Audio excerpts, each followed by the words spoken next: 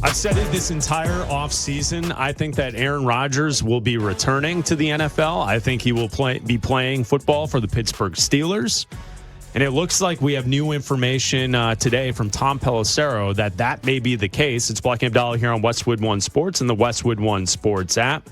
So the NFL Network and Tom Pelissero reporting that the odds are rising in the favor of Aaron Rodgers returning to the Steelers this offseason.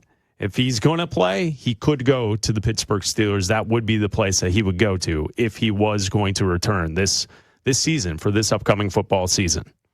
Yeah, I'm not surprised by that. I thought it was weird that during, whether it was the playoffs or the final game of the regular season that we were watching, before it came down to that final field goal that the Ravens ended up missing that sent the Steelers to the playoffs, that everybody was talking about it like it was Aaron Rodgers' final game. Like, in what world did you ever think that it was Aaron Rodgers' last? He was playing well, and the Steelers looked like it was good for the Troy Aikman, Joe Buck TV broadcast. No, I get that. That's what they were doing.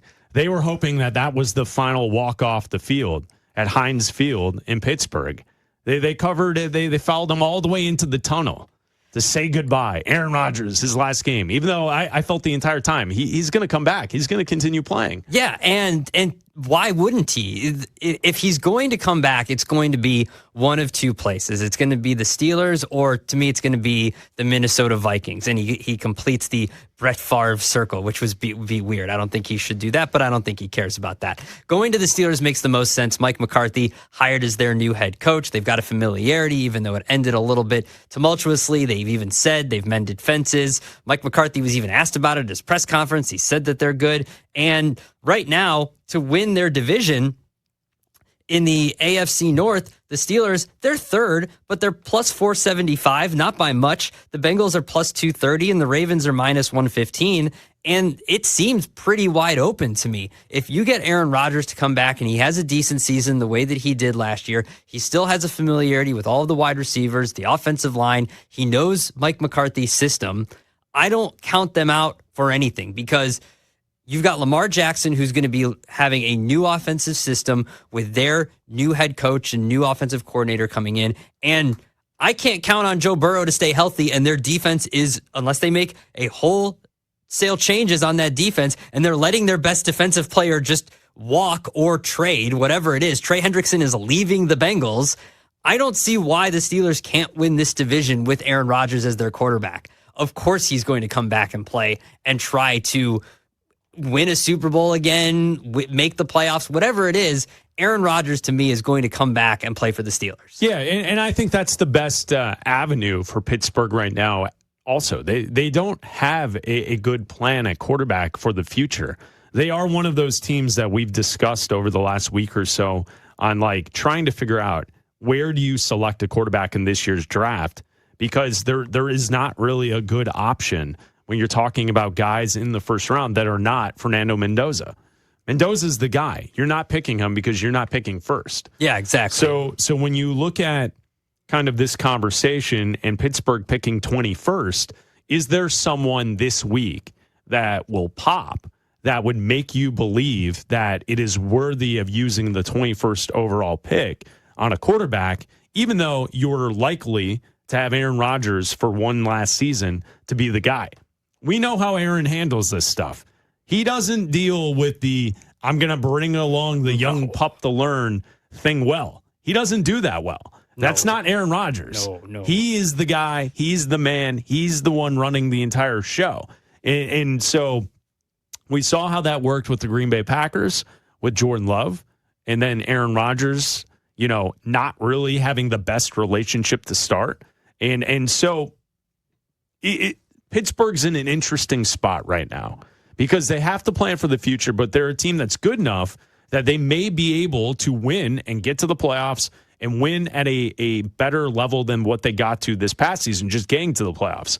They are a team that if you're someone like Adam Abdalla, who believes that Mike McCarthy is going to be a true difference maker in the Steel City, then perhaps you got a team on your hands that can make a run at the conference championship. I mean, listen. I don't believe that. I think you're crazy for thinking that Mike McCarthy will have that type of impact on the Pittsburgh Steelers this upcoming season. But that's something you've been talking about here on the show for weeks. That's your angle. You keep going with this. This is McCarthy. You think that every NFL Films show should start with, or NFL Films movie show, whatever. Every DVD that NFL Films should start with John Harbaugh, who's won the last 10 Super Bowls apparently. How many Super Bowls does John Harbaugh have? He has one. Okay. How many does McCarthy have? He has one. Okay. How many? They've got the exact same record. You give me the same argument every time. I don't care. I get it. How many quarterbacks has Harbaugh developed? How many quarterbacks? He's not a quarterback guy. Okay, he's a special team coach. Guess who is? Well, and that's where Mike McCarthy. Mike McCarthy was brought in for two reasons for the Pittsburgh Steelers: stability within the organization because he knows how to run a team. He's had successful football teams. I don't care what you say about the Dallas Cowboys. They were in the playoffs. They made the playoffs on a consistent basis when he was there. Okay? He won with the Packers. He also developed Aaron Rodgers and he developed Dak Prescott. He came in for two reasons for the Pittsburgh Steelers. Mike McCarthy is there, stability within the organizations to continue to make the playoffs and to find and develop their next quarterback because that's what he does. So if you feel like you want to take, if Ty Simpson this year, whoever it is, Carson Beck, Ty Simpson, whatever. I keep going with Ty Simpson because Field Yates of ESPN had him mocked in his last mock draft at 21 to the Pittsburgh Steelers. To me, that would be very high to take Ty Simpson. But whatever, if you like him, you like him. If that's how you feel is your guy, take your guy. He's planning on throwing at the combine. Take your guy. So he might very well be that type of player that surprises people, and then he gets some chatter that he's a guy that will be possibly picked in the first round. If he ends up being the next franchise quarterback for the Steelers, is anybody going to look back and mock them for taking him at 21? No one's going to do that. If he ends up being a bust, then people are going to make fun of them for sure. But the point is that if he is there and can watch Aaron Rodgers for the next year and can learn under Mike McCarthy for a year or maybe even 2 years, if Aaron Rodgers decides to play for 2 years, then that's to the benefit of the Steelers. Then Aaron, you get to have your cake and eat it too. You get to have Aaron Rodgers there. You get to have Mike McCarthy. You have a chance at making the playoffs. Maybe you can go on a run. I doubt it. I don't think that they would be good enough to make a run at the playoffs, but they'd at least have a chance at making the playoffs. And you have Mike McCarthy who can develop, we know he can develop quarterbacks. I don't think Simpson or Beck or either of them are going to be good enough to be Aaron Rodgers or Dak Prescott, but there's always a chance. And if you don't think that they're good enough this year, draft one next year, because it's not like McCarthy's there for just one year. He's there for whatever. So if he's going to be there for a little, you've got time. He didn't take the job to just be one and done. Well, he's there until Marcus Freeman wants the job from Notre Dame. So whenever he wants the job, Mike McCarthy's just keeping the seat warm. Sure. Okay. He's there to develop their next quarterback, whoever that is. And if it comes with courting Aaron Rodgers for another year or two, then so be it. You get an experienced quarterback who can get you to the playoffs because that's what they get. And that's why you have Mike McCarthy. You get to have the best of both worlds. It's Bleck Abdalla here on Westwood One Sports and the Westwood One Sports app. So the report today from the NFL Network's Tom Pelissero, this is the quote: "The odds are rising that he comes back, as in Aaron Rodgers. I don't see it being any place else. If he's going to play, I believe it's going to be for the Pittsburgh Steelers." So that's Tom Pelissero on the NFL Network. I agree with that assessment. I thought the entire offseason here that Aaron Rodgers would be returning for the Pittsburgh Steelers and will be playing quarterback for the Steelers this upcoming season. And I think long-term, you're right, Abdallah, if Ty Simpson is going to be your answer, he's going to have a hell of a week this week to earn that grade to be a first-round draft pick with the Steelers picking 21st. Now, with that said, and kind of the conversation for this entire week with this type of stuff is if he has a good week and he proves that he's worthy of being a first-round draft pick, will he last the 21? Because that could be a whole nother conversation as well. I don't expect someone like Ty Simpson to rise on the board all the way up to 2 or 3. Both of those teams need quarterbacks, the New York Jets and the Arizona Cardinals. But as you start to creep down past 10, you get multiple teams from 10 to 21 that could all be looking at a quarterback. You have Miami at 11. You have the Jets have a second pick at 16. So there are some options there. Mm-hmm.